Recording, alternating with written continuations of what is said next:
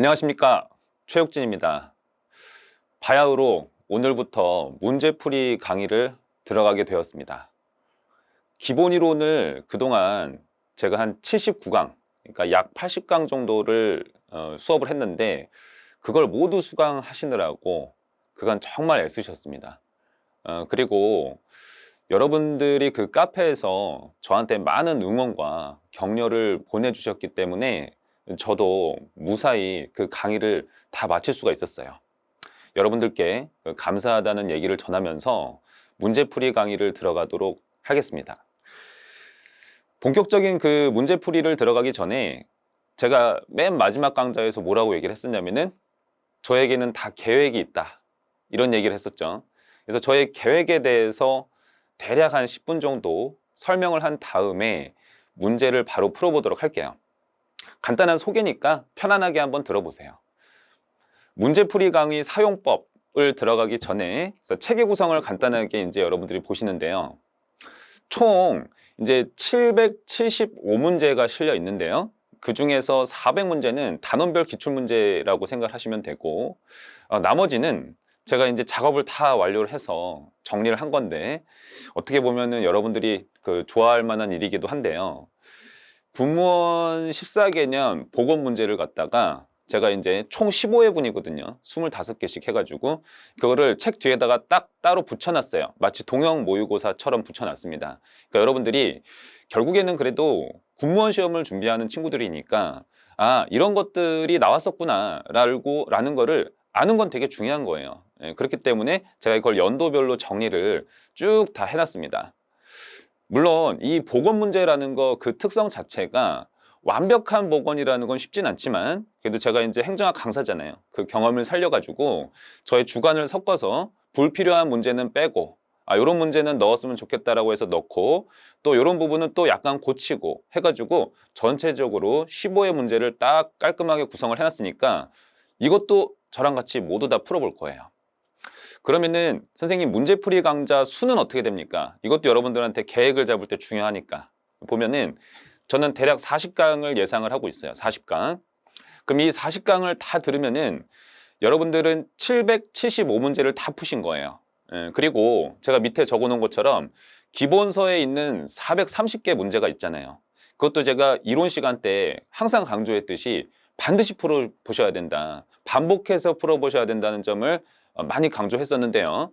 그렇다면 기본 이론도 들었고 이 40강 정도의 문제풀이 수업도 들었다라고 하면은 여러분들은 총 토탈 1205문제를 경험하고 익힌 꼴이 됩니다. 1205문제예요.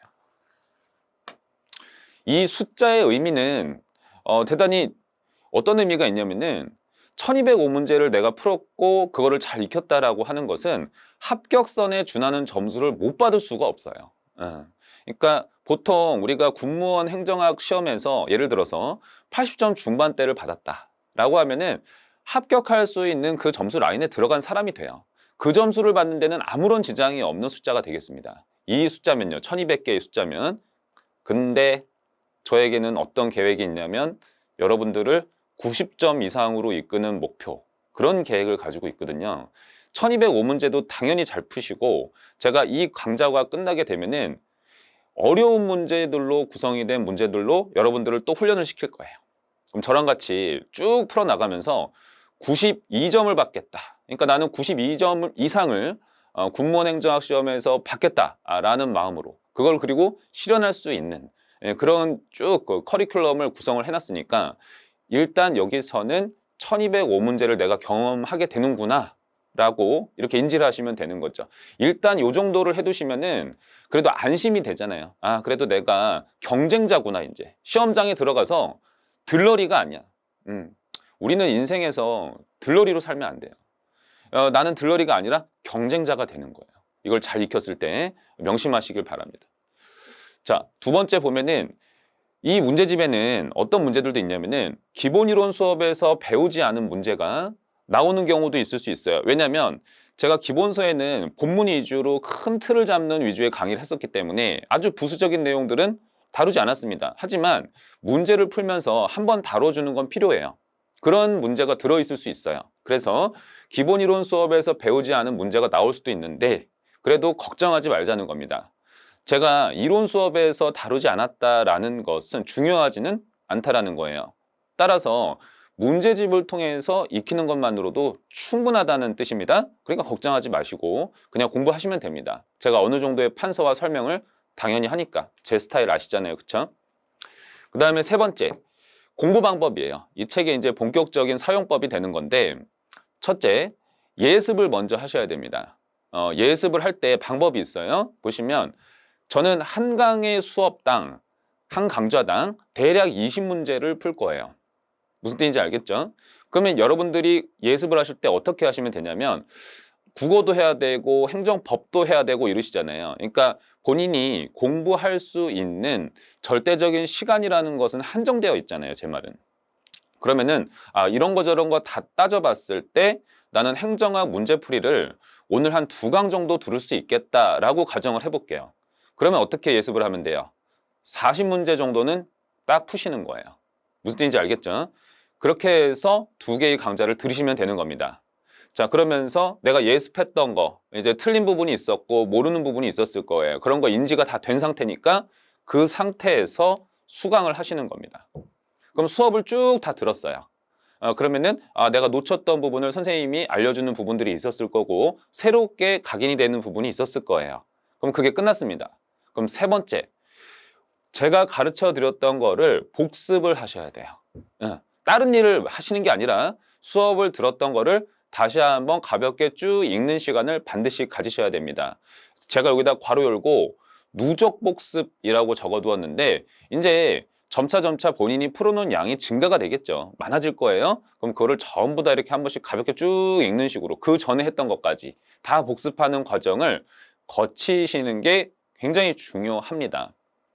어떤 친구들은 이렇게 생각하는 친구들도 있어요. 잘 들어보시기 바랍니다. 여러분들의 그 수험생들, 친구들, 동료들의 생각들이니까 일리가 있다고 느낄 수도 있거든요.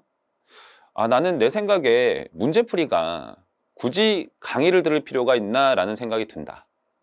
이러는 거예요. 그러면 이제 제가 물어보죠. 그러면은 왜 그런가? 보면은 어차피 해설이 나와 있고 나는 이론에서 배웠던 내용이 공부가 되어 있는데 굳이 또 문제풀이 수업을 들을 필요 있는가? 라는 생각을 한다는 겁니다. 그런 생각을 하는 친구도 있다는 거예요, 제 말은. 아닌 친구들이 더 많긴 하지만. 근데 그 생각의 문제점이 뭐냐면은 문제풀이에서 대단히 중요한 점은 내가 문제를 여러 번 반복해서 보는 게 대단히 중요한 거예요. 무슨 뜻인지 알겠죠? 그렇기 때문에 제가 이렇게 계획을 잡는 거예요. 예습도 하고 그리고 수업을 들으면서 새로운 내용도 배우면서 다시 한번 반복을 하고 그 다음에 그게 끝나면 또 다시 한번 반복을 하라는 거예요. 이건 저의 경험이에요. 문제는 한 번 푸는 거는 큰 의미가 없습니다. 항상 강조하는 바예요. 그러니까 문제풀이는 항상 내가 여러 번 반복해서 봤을 때 그 시너지 효과가 나게끔 되어 있어요. 반드시 제가 지금 전한 부분을 마음에 새겨두시고 문제는 항상 반복해서 여러 번 봐야 된다. 그렇기 때문에 나는 문제풀이 수업을 듣는 거다. 이런 마음으로 수업을 들으시면 딱 맞습니다. 그래서 저는 이게 이제 3번의 단계를 거친다는 것 자체가 곧 3번 반복한다는 뜻이에요. 최소한 3번을 반복해야 된다는 뜻이에요. 저는 더 하라고 권하고 싶어요, 사실은. 근데 최소한 3번은 하라는 의미에서 이러한 프로세스를 여러분들이 거쳤으면 좋겠다라는 점을 굉장히 강조하는 바입니다. 따라서 이 수업을 들으실 때 이 공부 방법에 대해서 반드시 인지를 하시고 꼭 이렇게 실천하시기 바랍니다. 그렇게 꾸준하게 실천하시다 보면은 반드시 합격에 이제 길이 보이게 되어 있어요. 꾸준함을 당할 수 있는 건 없어요. 세상에. 꾸준함이 진리입니다. 다른 유려한 방법이라는 건 없어요. 꾸준하게 올바른 방법대로 반복을 많이 하는 것만이 내가 원하는 것을 얻을 수 있는 유일한 방법이니까 반드시 그렇게 실천하시리라고 선생님은 믿습니다. 여기까지가 이제 문제풀이에 대한 가벼운 저의 소개, OT 영상이 되겠고요. 이제 우리는 또 문제풀이로 들어가야 돼요. 본론으로 이제 들어가는 거죠. 한번 같이 들어가 보도록 하겠습니다.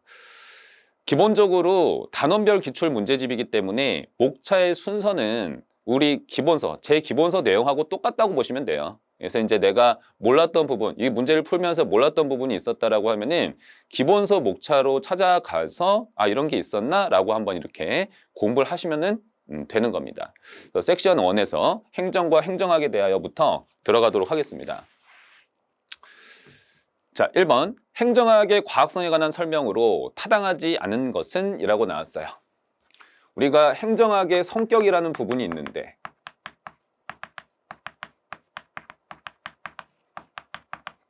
이 성격은 두 가지가 있더라. 처음에 과학성이라는 게 있고 다른 하나가 뭐죠? 기술성입니다. 다 아실 거라고 생각하고 쭉쭉 치고 나가겠습니다. 과학성은 어떤 현상에서 일반 법칙을 발견해내려는 특성이 되는 것이고 기술성이라는 것은 문제를 해결하는 특성이에요.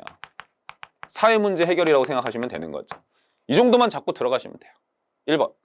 과학은 소위 결정론에 기초한 인과적 설명에 초점을 두고 있다. 인과적인 설명이에요. 어떤 현상에 대한 원인을 탐구하는 거죠. 다음 두 번째. 정책 문제 해결을 위한 실천적인 대안을 모색한다. 자, 문제 해결이라는 것은 그리고 실천적인 대안이라는 것은 기술성에 가까운 내용이죠. 그래서 2번이 틀렸다라고 보시면 되는 겁니다. 자, 그 다음에 3번. 현상에 대한 규칙성을 발견하여 이러한 일반론을 체계적으로 연결해서 해당 분야에 대한 이론을 만들게 한다. 이런 것들이 다 인과적인 법칙과 같은 표현이라고 공부하시면 돼요. 4번. 사이먼은 가치와 사실을 엄격히 구분하는 논리실중주의 바탕을 둔 경험적인 접근법을 주장했다. 허버트 사이먼, 행태주의, 과학성 다 같은 말입니다. 그 다음에 5번. 사실은 X는 Y다 라는 형식을 취하고 있다. 그러니까 사실이라는 것은 정의를 명확하게 객관적으로 할 수 있는 특징을 지니고 있다는 거예요. 근데 이에 반해서 가치라는 건 어때요? 무엇을 해야 된다라는 거죠. 이렇게 해야 된다. 정의하기가 어렵다. 주관적이라는 겁니다. 그래서 5번 선지는 맞는 내용이 되겠다. 정답은 2번입니다. 넘어가겠습니다. 자, 2번 문제. 성과의 측정은 투입지표, 산출지표, 성과지표, 영양지표 등을 통해서 이루어지는데 아래의 사례에서 성과지표에 해당하는 것은 이랬어요. 이 문제를 풀 때는 이렇게 보는 거예요. 우리가 공공서비스를 측정하는 지표라는 게 투입지표로부터 시작을 해서 쭉 들어가서 영양지표까지 5가지가 있다고 보는 견해도 있고 지금 이 문제 같은 경우에는 투입, 산출, 성과, 영양 4가지가 있다 이렇게 정의를 했는데요.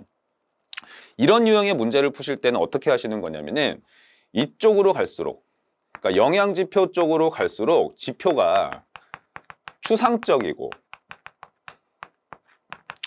분석의 단위가 커진다라는 아이디어를 가지고 문제를 푸시면 됩니다. 그래서 가장 작은 게 뭐고 가장 큰 게 어떤 건지를 먼저 찾으신 다음에 다른 내용들을 찾아 나가시면 바로 문제를 찾을 수가 있어요. 답을 찾을 수가 있습니다. 자, 볼게요. 고용노동부에서는 2013년도에 10억 원의 예산을 투입하여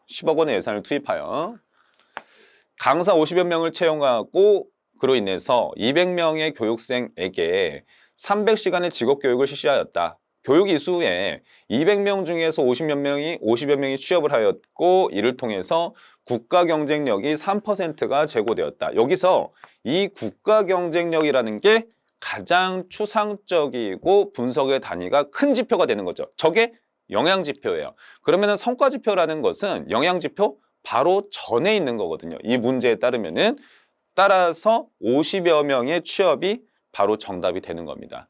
이 문제는 사실 요즘에는 잘 안 나오는 문제예요. 근데 이제 문제풀이 시간에서 한번 경험을 해보는 건데 혹여나 나온다 하더라도 이런 식의 요령을 통해 가지고 문제를 접근하면은 편안하게 풀 수가 있을 겁니다.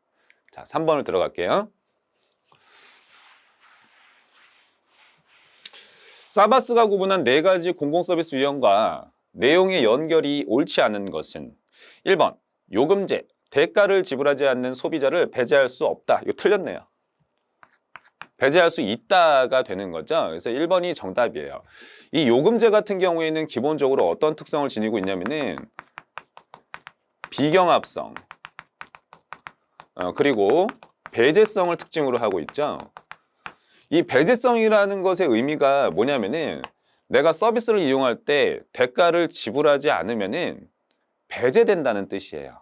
그러니까 1번이 틀렸다는 겁니다. 2번에 집합제, 무임승차 문제가 발생할 수 있다. 여기에서 한 가지 잡아두실 거는 이 집합제를 공공재랑 같은 말이다 라고 인지하는 거, 이것만 하나 알아두시고요. 번역을 이렇게 한 거예요. 그래서 이 집합제나 공공재 같은 경우에는 무임승차 문제가 발생을 하죠. 비배제성으로 인해서. 이건 우리가 이론 시간에 다 배웠던 겁니다. 3번 시장제, 이거 민간제입니다.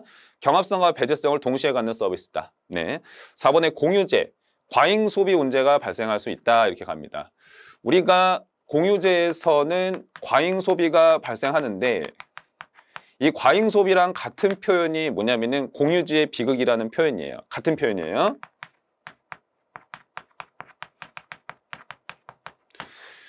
그럼 이제 조금 어렵게 우리가 공부를 할 때 이 공유지의 비극이 나타나는 원인에 대해서도 물을 때가 있어요. 박스에다가 이제 제시하는 경우가 있는데요. 공유지 비극이 발생하는 원인은 여러분들이 세 가지로 공부를 하셔야 돼요. 첫 번째는 그 재화가 경합성을 띈다는 거. 그 다음에 비배제성을 띈다는 거. 비배제성은 공짜로 이용할 수 있다는 뜻입니다. 경합성이라는 것은 나의 소비가 타인 소비에 영향을 미칠 수 있다는 거고, 그 다음에 이기적인 인간.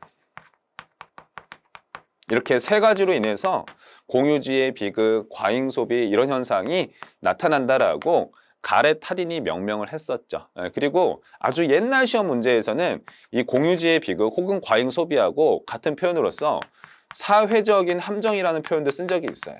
이건 참고입니다. 이건 사라진 지 좀 오래되는 표현이긴 한데 제가 문제풀이 하면서 적어두었습니다. 넘어갈게요. 자, 4번에 보기는 공유제와 관련한 설명이다. 옳은 것으로만 묶은 것은 전기 상하수도 등이 공유제에 해당한다. 틀렸습니다. 전기 상하수도라는 것은 공유제가 아니라 요금제에 해당이 되는 거죠. 그래서 이제 기억번은 틀렸고 옳은 걸 찾는 거니까 민간 부문이 공유제의 공급 주체가 될 수 있다. 당연히 되는 거죠. 왜 그러냐면은 이 과잉 소비 현상이 나타나잖아요. 이 과잉 소비 현상이라는 것이 나타났을 때 해결 방법을 보면 전통적인 해결 방법이 있고 그 다음에 현대적인 해결 방법이라는 게 있죠. 전통적 해결 방법은 가렛 하딘, 현대적인 해결 방안은 오스트롬이 제시를 했어요. 근데 이제 전통적인 해결 방법이 뭐냐면은 소유권을 부여하는 거죠. 그 재화에 대해서 주인을 만들어 주자는 거예요. 그러면은 아무나 막 와서 쓸 수가 없잖아요. 이 소유권을 부여했을 때 어떻게 되는 거냐면은 정부가 소유하거나 혹은 아니면은 민간이 소유한다는 거거든요. 그러니까 민간이 공급 주체가 될 수 있다. 그렇게 공부하시면 되는 거죠. 다음 팁은 적절한 조치가 없으면 과다 소비로 인한 고가 문제가 발생한다. 이게 이제 공유지의 비극을 얘기를 하는 거죠. 그래서 디귿번은 맞는 얘기입니다. 그럼 정답은 2번이 되는 거죠. 자, 리을번. 소비의 비경합성과 비배제세의 특성을 동시에 갖는 재화 혹은 서비스다. 이거는 공공재에 대한 설명입니다. 그래서 리을번은 틀렸어요. 이렇게 해서 문제를 풀어 나가는 거예요. 이제 문제를 갑자기 저랑 같이 푸니까 조금 낯설죠. 네, 이런 스타일로 제가 진행을 합니다. 여러분들이 무조건 제가 이제 쭉 읽으면서 하기만 하는 게 아니라 어느 정도의 정리는 해드리니까 잘 들으면서 반복의 의미를 두는 거예요. 반복에. 계속해서 반복한다 이렇게 생각을 하셔야 되는 겁니다. 넘어갈게요. 민간위탁 방식에 대한 설명으로 옳지 않은 것은 이랬어요. 그래서 민간위탁 방식에 대해서 여러 가지 유형들이 있었는데 거기에 대한 간단한 문장들이 쭉 나온 거예요. 유형들이. 자원봉사 방식은 서비스 생산과 관련한 현금 지출에 대해서만 보상을 받고 직접적 보수는 받지 않는 방식으로 되어야 되겠죠. 보조금 방식은 재정 또는 현물을 지원해주는 방식이 되는 겁니다. 민간이 공급할 수 있도록. 3번 선지에서 구입증서 방식이라는 것 자체가 바우처 방식이랑 같은 말이에요.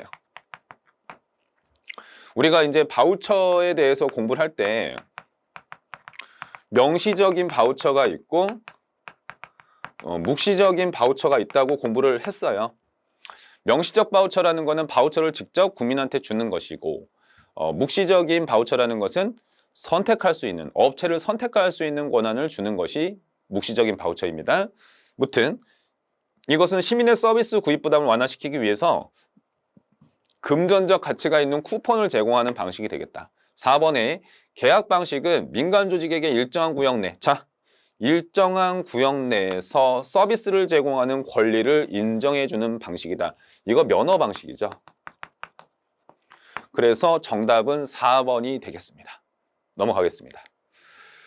자, 6번 문제를 볼게요. 다음 보기 내용이 시장 실패에 대한 설명으로 옳지 않은 것은 한 마을에 적당한 크기의 목초지가 있었다. 그러니까 마을이 있고 뭐 이런 거 그릴 필요는 없습니다, 여러분. 이 마을이 있는데 여기 이제 목초지가 있었다는 거네. 이런 식으로 들어가는 거죠. 그래서 그 마을에는 10가구가 오순도순 살고 있었대요. 여기 10가구들이 이렇게 막 살고 있었다는 거죠. 각각 한 마리의 소를 키우고 있었다. 그쵸? 근데 그 목초지에는 소 10마리가 풀을 뜯는데 적당한 크기였다. 소들은 좋은 젖을 주민에게 공급하면서 튼튼하게 자랄 수 있었다. 그런데 한 집에서 욕심을 부려서 소 한 마리를 더 키우면서 문제가 시작이 되었다. 다른 집들도 소 한 마리 더 키우기 시작을 했다는 거죠. 그렇게 욕심을 부리기 시작을 하면서 목초지는 풀뿌리까지 뽑히게 되었고 결국 소가 한 마리도 살아갈 수 없는 황폐한 공간으로 바뀌고 말았다. 그러니까 이 보기 자체는 뭐냐면은 이 주인이 없는 이 목초지에서 평화롭게 한 마리씩만 키우면 됐는데 자기가 욕심을 내서 더 키우는 바람에 이 과부하가 걸린 거죠. 이 목초지 자체. 그래서 이 목초지 자체가 황폐해졌다라고 하는 거죠. 그럼 이거는 공유지의 비극이 여기서 지금 발생했다 그 얘기하는 거예요. 그래서 이 목초지, 주인 없는 목초지라는 것 자체가 이게 공유제죠. 공유제에서 공유제의 비극이 나타나는 현상을 설명한 겁니다. 넘어갈게요. 위에서 나타나는 시장 실패의 주된 원인은 무임승차 문제다. 이게 틀렸죠. 무임승차 문제가 주된 문제가 아니라 공유지의 비극이 문제라는 거죠. 이게 이제 과잉 소비가 문제다. 이렇게 보셔도 상관은 없습니다. 네. 그다음 2번. 보기 사례에서 나타난 재화는 배제 불가능성과 함께 소비에서의 경합성을 특징으로 한다. 보기 사례는 공유지의 비극이고 4번. 이러한 시장 실패를 해결하기 위한 방법의 하나는 재화의 재산권을 명확히 하는 것이다.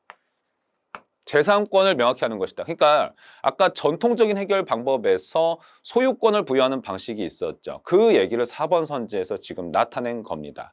해서 정답은 1번이 되겠어요. 됐죠? 넘어가겠습니다. 7번. 행정에 대한 설명으로 가장 옳지 않은 것은 이라고 되어 있어요. 1번. 행정은 최협의적으로는 행정부의 조직과 공무원의 활동에 대한 것이다. 그래서 이 협의로서의 의미일 때는 주어가 정부가 나오는 거구나. 그러니까 협의로서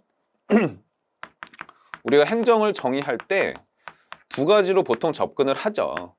그래서 이제 협의가 있고 뭐 광의가 있고 이렇게 보통 접근합니다. 이게 일반적이에요. 그랬을 때 협의라는 것은 결국에는 정부의 활동에 대해서 언급을 하는 것이고 또 다른 한편으로는 뭐 국가 관리 이렇게 표현하시면 돼요. 광의라는 것은 이건 이제 협동이죠. 굳이 누가 협동하는지 그 주체를 한정하지 않습니다. 자, 2번. 행정은 공공서비스 생산 공급 분배를 통해서 공공요구를 충족시켜 국민 삶의 질을 증대하고자 한다. 일반적인 선지예요. 이런 것들은 크게 신경 쓰지 않으셔도 좋습니다. 3번. 행정의 활동은 환경과의 상호작용을 통해서 역동적으로 변화한다. 일반적으로 개방체제 관점이라는 거죠.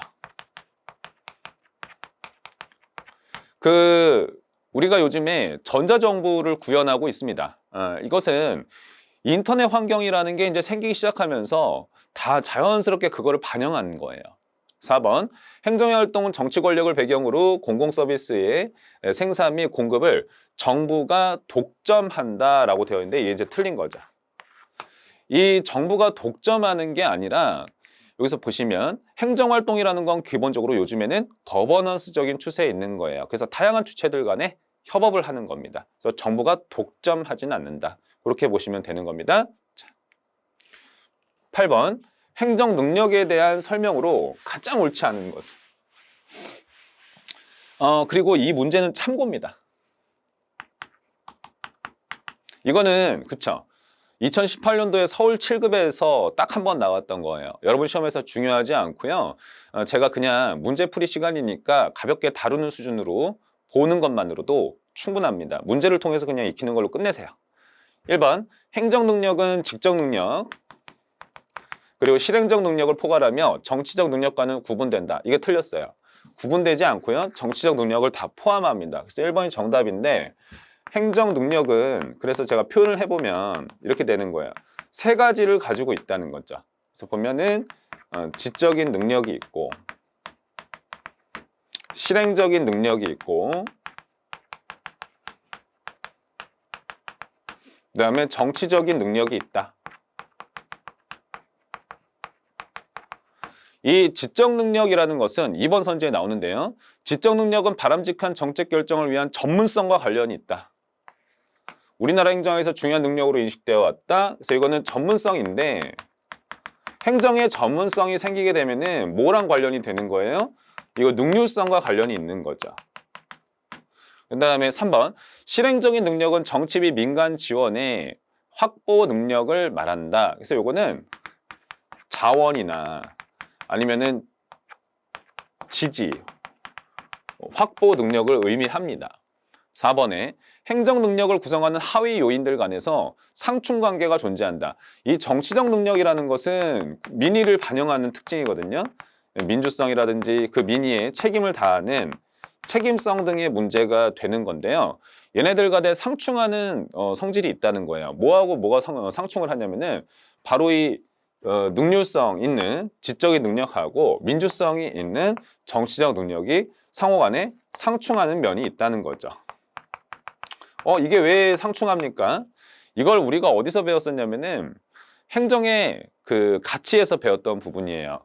우리가 행정이 추구해야 되는 가치, 방향성이라고 했을 때 궁극적인 방향성이 있고 가치가 있고 그 다음에 수단적인 가치가 있는데요.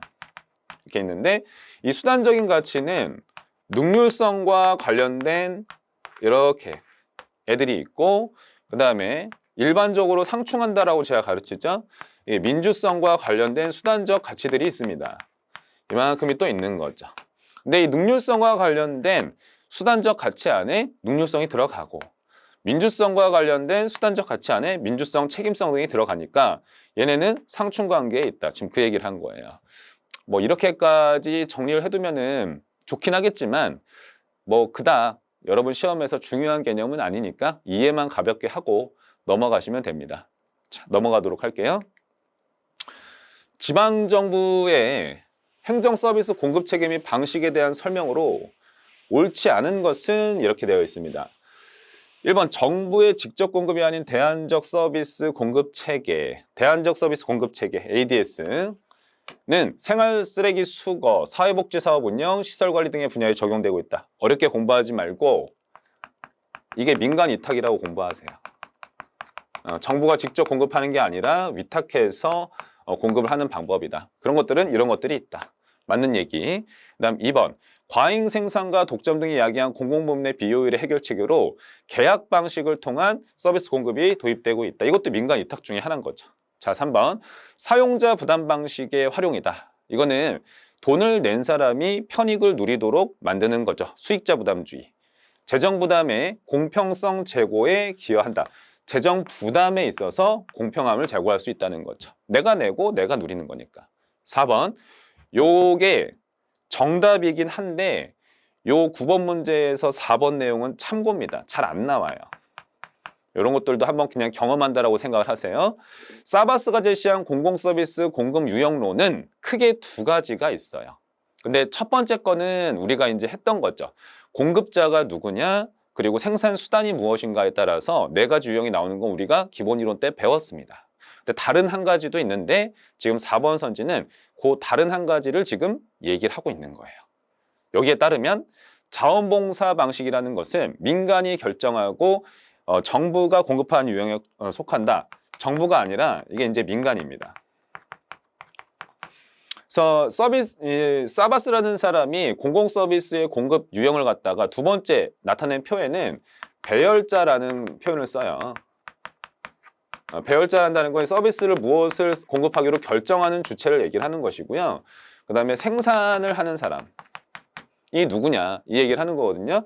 결정 주체가 정부와 민간이 있고 생산 주체가 정부와 민간이 있다라고 했을 때 사바스에 따르면은 나라마다 자원봉사 방식이라는 그런 방식을 다 사용하는 주체가 달라질 수 있다는 거예요. 나라마다 다를 수 있다는 겁니다.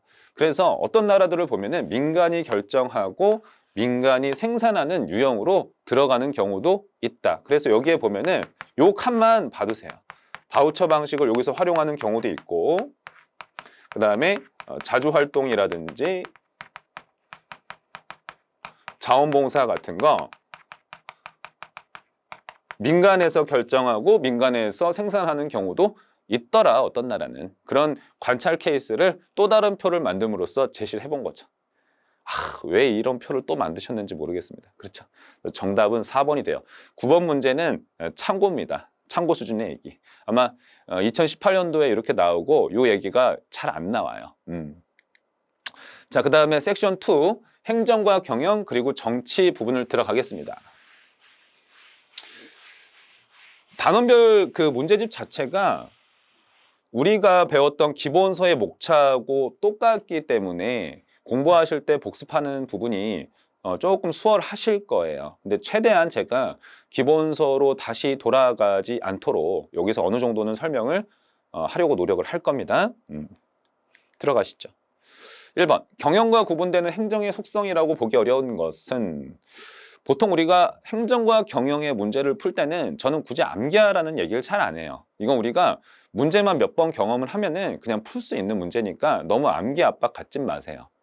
1번, 행정은 사익이 아닌 공익을 우선적으로 추구한다. 행정은 공익을 추구한다. 2번, 행정은 모든 시민을 평등하게 대우하여야 된다. 그러니까 행정이라는 것은 물론 능률성을 추구는 해요. 그렇지만 여기에다가 플러스 알파로 다양한 가치들을 추구하는 거죠. 그래서 그 중에서 하나가 형평성 같은 것들이 있다는 거예요. 뭐 여기에 뭐 여러 가지가 들어가잖아요. 우리가 배웠던 것처럼 투명하게 해야 돼. 여러 가지들이 있습니다. 책임 있게 해야 돼. 3번, 행정조직의 구성원은 원칙상 법령에 의해서 신분이 보장된다. 그렇죠. 국가공무원법에 따라서 신분이 보장이 되죠. 행정은 효과적인 업무 수행을 위해서 관리성이 강조된다. 4번이 정답이에요. 틀렸는데 이 관리성이라는 것 자체는 유사점이에요. 유사점. 행정과 경영의 유사점이죠. 구분되는 차이점이 아니라. 그래서 보시면 일반적으로 유사점이라고 하면은 몇 가지가 나올 수 있겠으나 일단 협동이라는 현상이 나타난다. 그 다음에 능률적인 관리를 한다.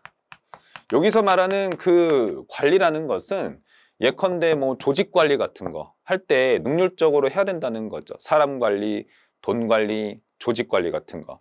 그 다음에 다른 하나가 이제 조직 구조가 유사하죠. 행정이든 경영이든 어떤 조직 구조다? 관료제라는 거죠. 그 얘기입니다. 넘어갈게요. 자, 그 다음에 2번. 다음 중 행정과 정치의 관계에 대한 시각이 나머지 셋과 가장 다른 것은? 이라고 나왔어요. 기본적으로 지금 1번 선지로부터 4번 선지를 보아하니까 1번 선지하고 이 4번 선지는 같은 뜻이네요. 정치행정 이원론과 공사행정 이론론은 같은 뜻입니다. 그리고 이 3번 선지에서 실적주의 있잖아요. 이 실적주의 같은 경우에는 정치행정 이원론이 지지했었죠.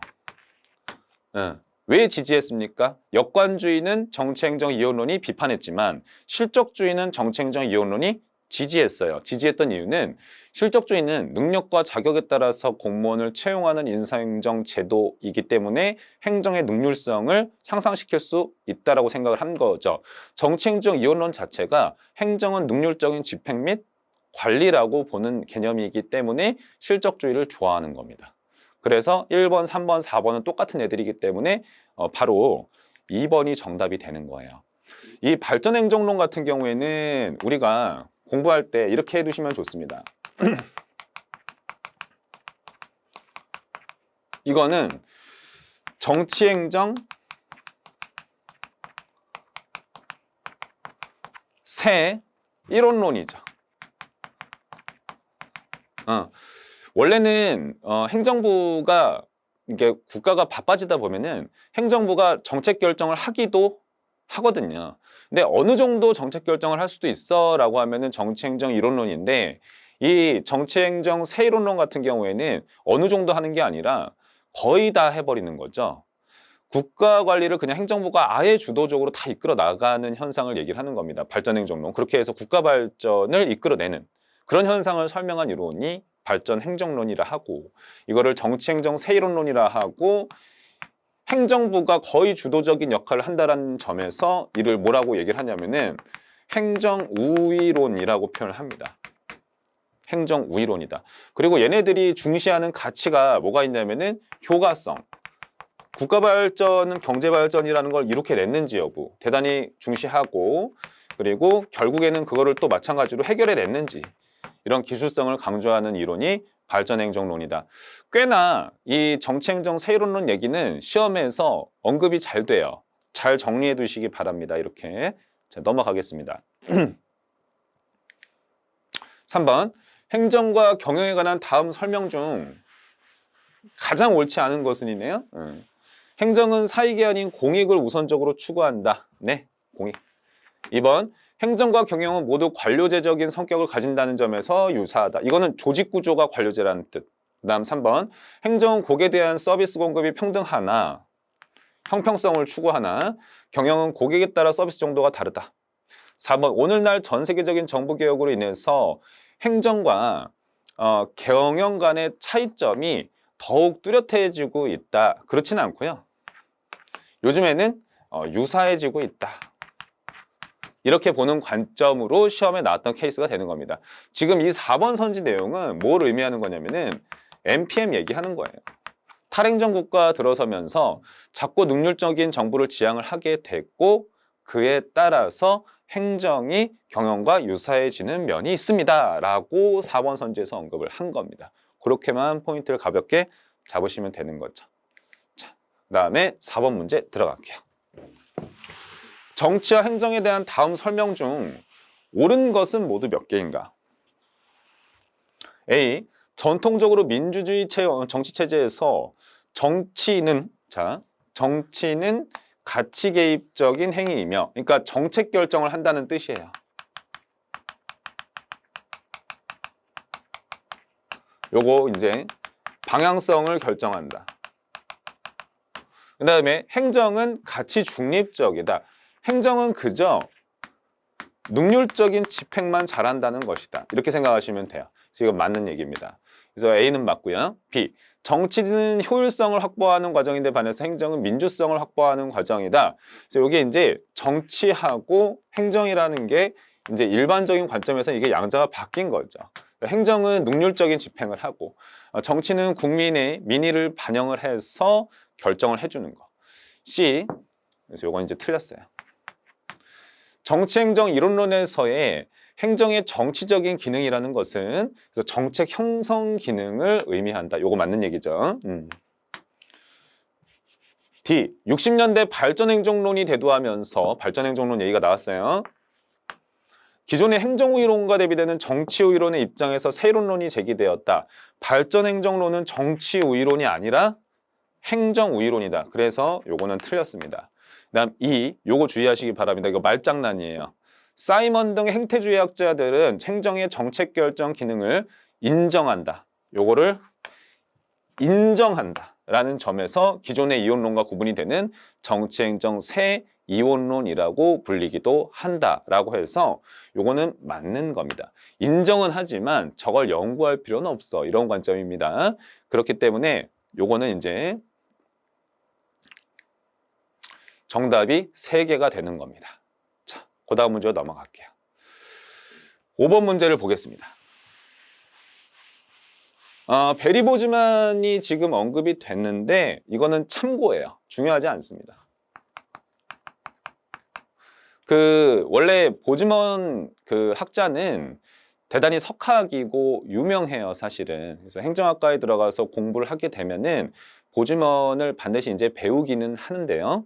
시험에서는 좀 홀대받는 입장이니까 중요하지 않다 이렇게 인지하시고 이 문제를 통해 보는 걸로 충분하다고 생각하시면 됩니다. 들어갈게요. 보즈먼의 공공성 개념에 대한 설명으로 옳은 것을 모두 고르면 사회적인 가치는 공과 사, 그러니까 민간과 행정 모두의 본질적인 것이다. 이건 틀렸어요. 이 사회적인 가치라는 것은 행정은 가지고 있어. 추구해야 된다라고 봐요. 여기서 사회적 가치라는 건 뭐냐면은 예를 들어서 이거는 보즈먼의 생각인 거예요. 재분배 정책을 얘기를 하는 거죠. 이런 것들을 추구하는 것은 행정의 고유의 특징이라고 얘기를 합니다. 그래서 이건 틀린 얘기. 그다음 B, 사조직도 그 사회적 가치는 민간 추구하지 않는다. 사조직도 흔히 정부 규제와 정치적 압력하에 있게 된다. 이 선지를 C번과 결부지어서 공부를 하셔야 돼요. C번 한번 먼저 볼게요. 모든 조직은 어느 정도 공공성을 띠고 있다. 행정이든 민간이든 공공성은 띠고 있다. 이렇게 공부하시면 되는데 이때의 공공성이라는 건 뭐냐면은 시민사회에 대한 영향력이 예를 들어서 그런 것들이 있다라고 봐요. 시민사회에 대한 영향력. 그러니까 기업들이 노동자들한테 못된 짓 하고 하면 어떻게 돼요? 의회로 불려가잖아요. 그렇기 때문에 B도 맞는 얘기가 되는 겁니다. 그렇게 푸시는 거예요. 그래서 어느 정도 공공성을 띠고 있다. 행정과 민간은 둘 다 시민사회에 대한 영향력을 끼칠 수 있다. 이렇게 생각하시면 되는데 상대적으로 물론 행정이 더 많이 끼치겠죠. 하지만 민간도 끼치긴 한다. 이렇게 보는 겁니다. D번, 공과 사는 분명히 구별이 된다라고 했는데 여기서 보즈먼의 관점이라는 것은 맥락이 조금 생략된 거예요, 선지가. 공과 사는 분명히 구분되지는 않는다. 공공성이라는 측면에서는 둘 다 어느 정도 지니고 있기 때문에 명확하게 구분되지는 않는다. 어떤 측면에서? 공공성 측면에서는 구별되지 않는다. 이렇게 공부를 하시는 겁니다. 그다음 2번, 사회적인 가치는 행정의 본질적인 특징이다. 이건 맞는 거죠.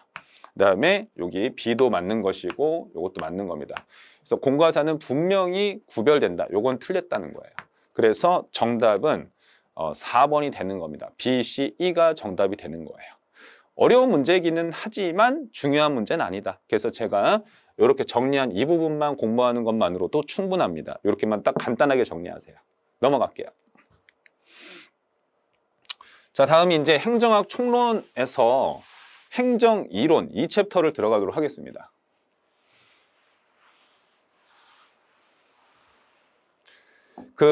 이제 챕터 2에서 배우는 행정이론 같은 경우에는 결국에 행정이라는 것은 간단하게 표현했을 때는 국가관리라는 건데 그 국가관리를 어떻게 하는 것이 좋은지 여러 가지 견해들이 있는 건데 그걸 다 모아둔 겁니다. 그게 바로 행정이론이다. 그 중에서 맨 처음에 배우는 게 관리주의라는 거예요.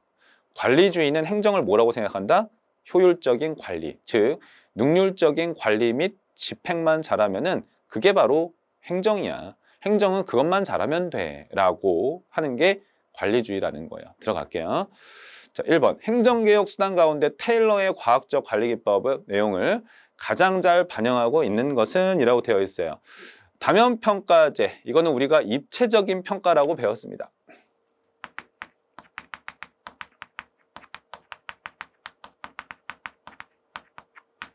입체적 평가라는 것은 원래 전통적인 평가는 상관만이 평가할 수 있는 건데 그게 아니라 동료도 나를 평가하고 부하도 나를 평가하고 상관도 나를 평가하고 고객도 나를 피곤해지는 평가가 되는 거죠. 입체적인 평가.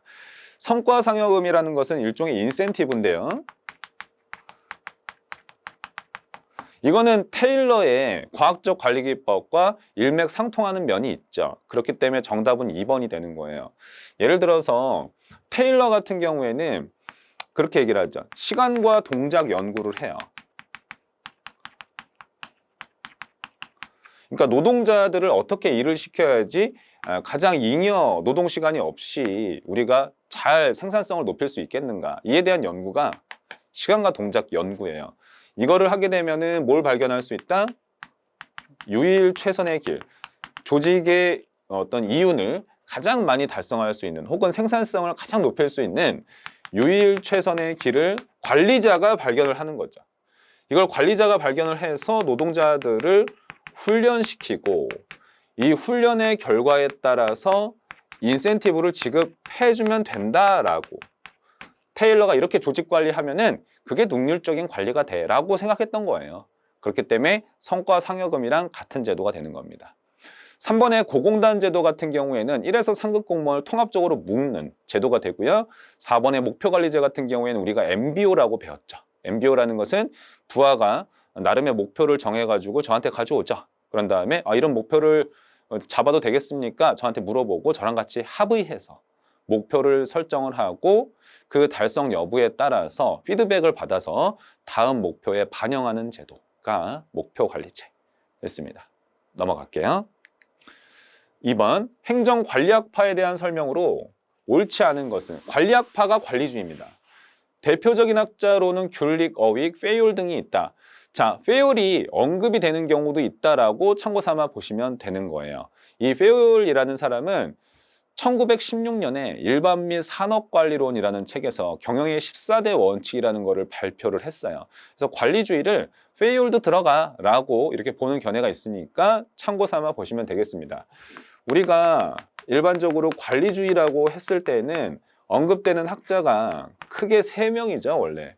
우드로 윌슨이 있고, 그 다음에 아까 문제에서 봤었던 그 테일러라는 사람이 있고, 그 다음에 어윅과 귤릭이 있습니다.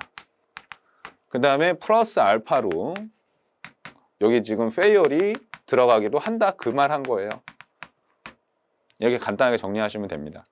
자, 이번에 비공식 집단의 생성이나 조직 내 갈등 등에 대한 설명을 용이하게 해준다. 그러니까 비공식 요인에 대한 설명을 잘 해줄 수 있다, 지금 그 얘기를 하는 거잖아요. 이거 틀린 거죠. 2번이 정답이에요. 이 관리주의 같은 경우에는 비공식 요인이 아니라 공식적 구조에 관심을 둬서 조직의 생산성을 높이고자 하는 거죠. 여기서 공식적인 구조라는 것은 일련의 시스템 설계를 얘기를 하는 겁니다. 그리고 인간은 그 안에 이렇게 부품처럼 껴 넣는 거예요. 인간에 대한 관심 자체는 별로 없습니다. 비공식 요인이라는 것은 인간에 대한 관심을 기울이는 거예요.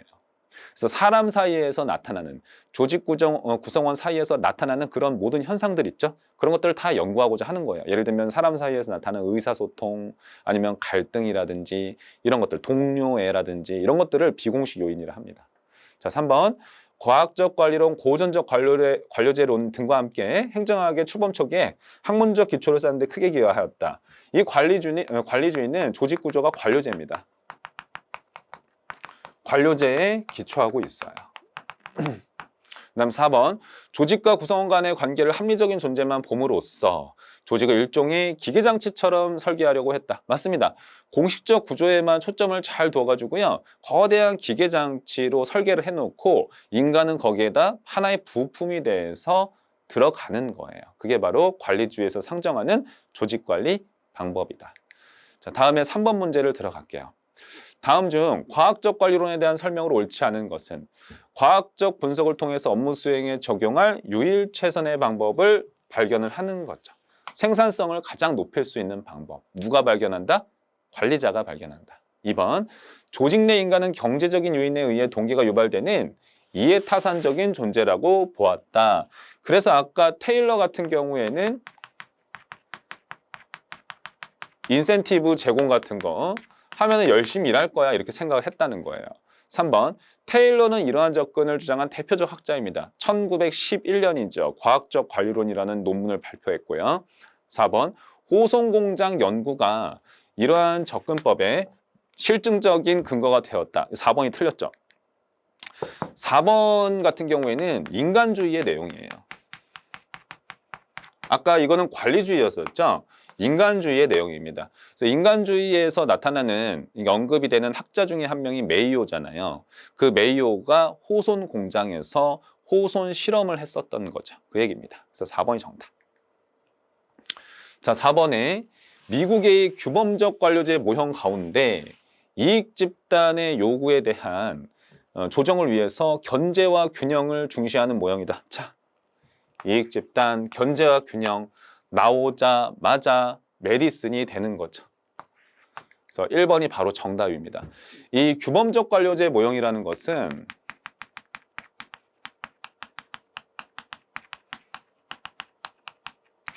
제가 어떻게 두 문자를 알려드렸었냐면은 규범을 정하자마자 이렇게 가르쳐 드렸었죠.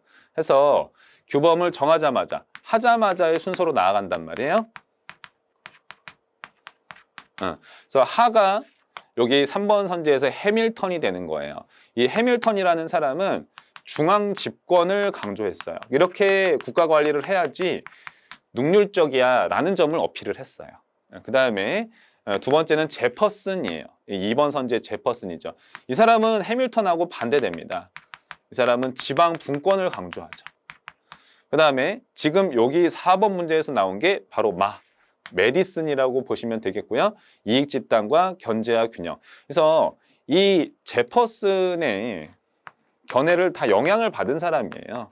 대단히 민주적인 그런 행정을 지향하는 사람이 되는 거죠. 그 다음에 마지막에 잭슨 대통령이에요. 이 사람은 역관주의를 주장을 한 거예요.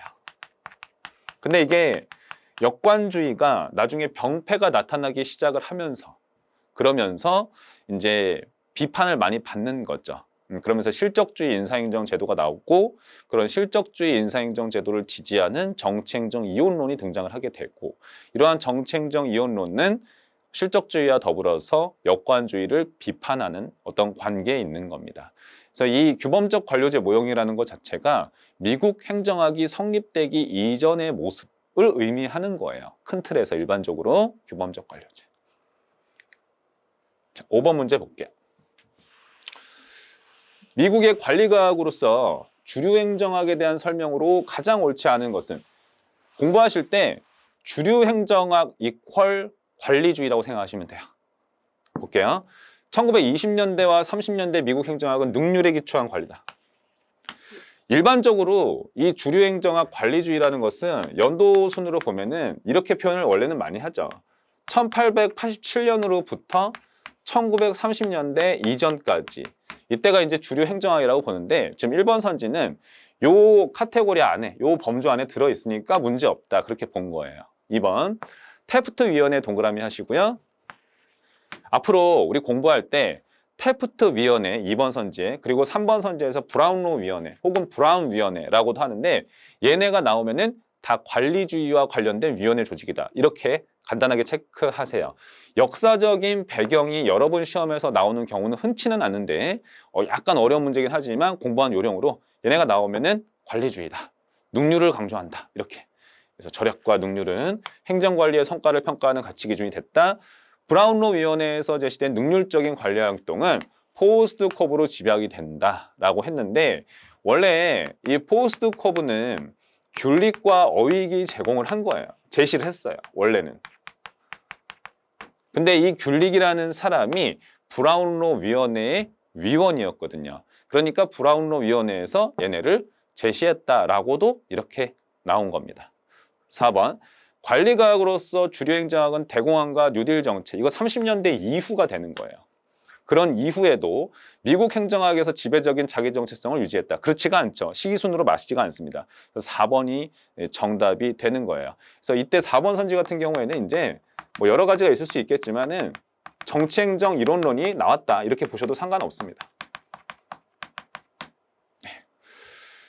이렇게 해서 이제 대략 20문제를 저랑 한번 풀어봤습니다. 지금 시간으로 보니까 약 55분 정도예요. 이처럼 제가 보통 한 강당 대략 한 20문제를 풀어요. 그럼 여러분들이 오늘 내가 몇 강을 들어야 되겠다 이런 계획을 세우시고 선생님이 한 강당 20여 문제 푸니까 나는 한 3강 정도 들을 계획이면은 60문제를 미리 풀어보시고 이렇게 수강을 하시면은 되는 겁니다. 그러면은 잠깐 쉬었다가 다음 강좌 때 뵙도록 하겠습니다. 감사합니다.